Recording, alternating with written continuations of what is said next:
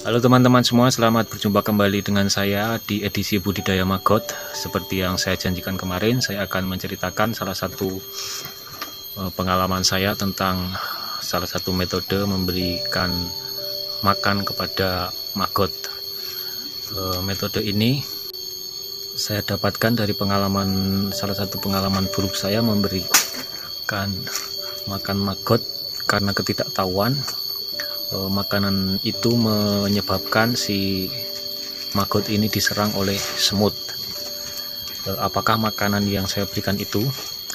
Jadi beberapa saat yang lalu saya mempunyai makanan-makanan basi yang didominasi dari nasi basi. Itu sebelum saya mengetahui metode ini, saya memberikannya secara langsung dan ternyata itu menjadi bencana bagi saya, yaitu malah mengundang semut dan juga mengundang anjing-anjing liar. Dan setelah saya melihat-lihat di YouTube, di sana saya melihat sebuah metode memberikan makanan yang berbentuk saus-saus sisa yang masih dalam plastik, dan dari bakso cilok sisa dari pedagang. Ternyata di sana itu dikasihkan secara langsung dengan plastiknya. Nah, kondisi itu saya manfaatkan atau saya aplikasikan juga di nasi basi yang saya dapatkan itu. Dan dengan begitu maka bau dari nasi itu tidak menyebar ya. Dan ketika tidak menyebar, maka si anjing-anjing liar atau hewan-hewan liar yang merusak itu jadi tidak datang. Di sisi lain, semut-semut yang biasanya menyerang si nasi yang tidak ditaruh di dalam plastik itu juga tidak datang.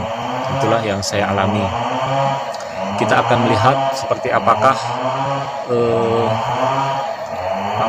penampakannya atau modelnya seperti ini.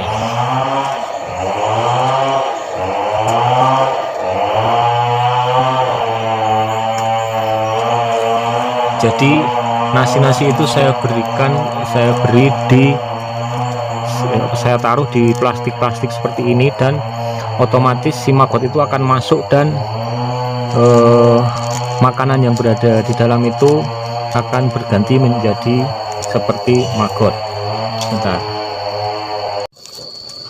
Ini sebelumnya adalah nasi yang saya bungkus plastik, dan setelah dimakan maka dalamnya akan berganti menjadi berisi maggot. Setelah habis makanannya, maka mereka akan meninggalkannya begitu saja, meninggalkan plastik yang bersih seperti ini, sehingga kita tidak perlu lagi untuk memisahkannya dari plastik. Ini yang masih proses dimakan. Ini dalamnya adalah nasi basi. Saya taruh plastik dan langsung mereka bisa masuk sendiri ke dalam plastik tersebut. Kondisi ini juga menguntungkan kita dari sisi pengganggu, jadi tidak diganggu semut dan tidak diganggu oleh anjing liar karena baunya tidak menyebar. Bisa dilihat, ini adalah yang sudah habis, mereka keluar lagi, dan kita tidak perlu mengeluarkannya dari kerisik dari plastik. Sama di sini juga, ini sudah habis dan sudah tidak ada maggotnya.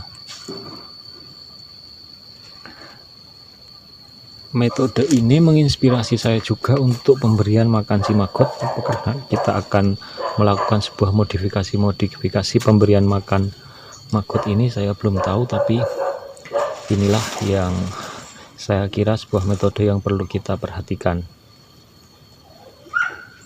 Apakah barangkali itu bisa digunakan untuk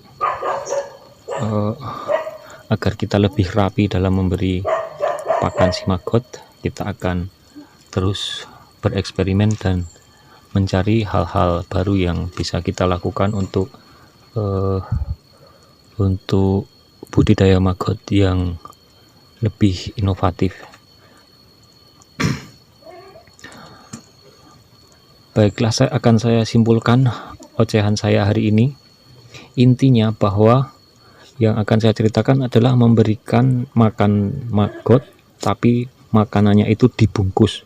Ketika makanan diberikan, maggot itu otomatis akan masuk ke dalam plastik itu.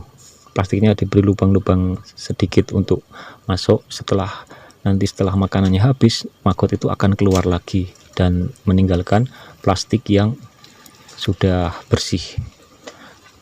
Dan untuk kelanjutannya menimbulkan pertanyaan bahwa apakah metode semacam ini bisa diaplikasikan sebagai inovasi kita memberi makan maggot, jadi tidak disebar seperti ini tapi mungkin di plastik itu.